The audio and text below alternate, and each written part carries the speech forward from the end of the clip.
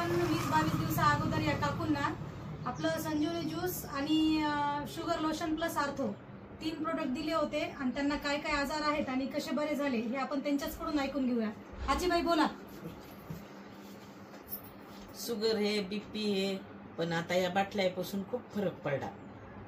Sugar किती होती तुम्हाला? 600. आता 20 दिवसानंतर किती आली? 150 आली. आणि गुडघ्याचा त्रास काय काय होता? गुडघ्याचा होता, पायाचा होता, हात थरथर कापायचे. आता काय फरक पडतंय? आता खूप फरक पडला. किती दिवस झाले तुम्ही प्रोडक्ट घ्यायले? 20-22 दिवस झाले. इंजेक्शन दिवसात किती वेळा घेत होत्या तुम्ही? 2दा. आता एकदा घ्यायला. मला तुम्हाला कसं वाटतंय बरं? आता चांगलं वाटतंय. त्याच्यानंतर तुम्ही कंटिन्यू करणार आहेत का? हो. बरं, आता लोकांना काय सांगणार तुम्ही? कसं आहे संजीवनी ज्यूस आपलं?